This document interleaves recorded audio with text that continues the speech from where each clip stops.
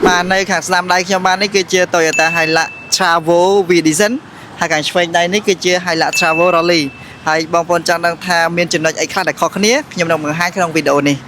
chắc bong bóng ai dừng kênh mua bán sầmรับnày hàng mốc cứ admin khó khăn như thế cứ đôi khi tặng sống sầmรับthang con có đôi khi chắc mà cái nạn mốc trong cabin này hàng cái mà cái nạn mốc cứ đôi khi tặng này là khó khăn cứ nơi phần này hàng càyចំណុចខុសគ្នាគឺមាន6ចំណុចនៅផ្នែកខាងក្រោយចឹងផ្នែកខាងក្រៅយើងអាចមើលឃើញបានគឺតែមខុសគ្នាតែមប្រភេទនេះគឺ V-Edition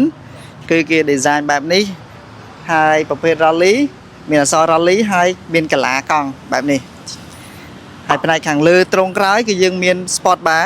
សម្រាប់ V-Edition គឺអត់មាន Sport Bar ទេហើយផ្នែកខាងជាប់ stop នេះ stop ខាងក្រោយនេះគឺយើងមាន cover សម្រាប់បំពាក់ពីលើ stop នឹងតែម្ដង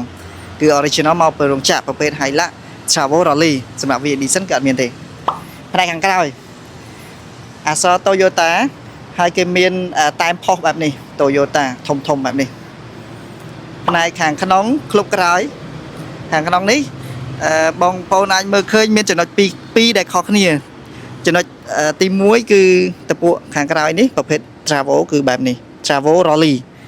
ហើយសម្រាប់ Travel Vision គឺដែកមួយចេញមកធម្មតាអានេះគឺ Premium ហើយសម្រាប់Bedliner បងប្អូនខ្លះក៏ចាក់អារម្មណ៍ខ្លះក៏មិនចាក់អារម្មណ៍អានេះគេហៅថា Bedliner ត្រង់ខាងក្រោយនេះជួរវាគឺមកត្រឹមនេះទេហើយគេ design ផ្នែកខាងក្នុងគឺមានក្បូរក្បាច់ច្រើនសម្រាប់ Hilux Travel Rally ហើយផ្នែកខាងលើទ្វារទី5នេះប្រភេទ Hilux Travel Rally គឺអត់មានជួរខ្មៅដើម្បីគ្របពីលើដូច V-Edition ទេគឺគេ design ជួរមកប្រទេសបិទ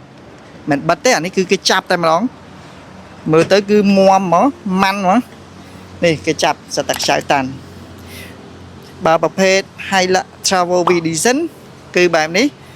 ត្រង់ Bedliner គឺគ្របមកលើត្រង់ដោយសារប្រភេទនេះអត់មាន Sport Bar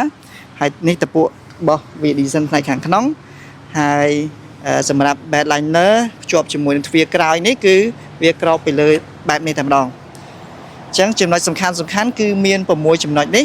ហើយសម្រាប់បងប្អូនដែលមានតម្រូវការប្រភេទថ្មីក៏ដោយមកទឹកក៏ដោយនៅសាខាមានជ័យគឺយើងមានទាំងអស់ហើយបងប្អូនដែលមានតម្រូវការក្នុងការដោះដូរស៊េរីក្រុមហ៊ុនទទួលដោះដូរគ្រប់ស៊េរីអាចរំលោះតជាមួយនឹង Toyota Finance បានសូមអរគុណហើយជួបគ្នាក្នុងវីដេអូក្រោយ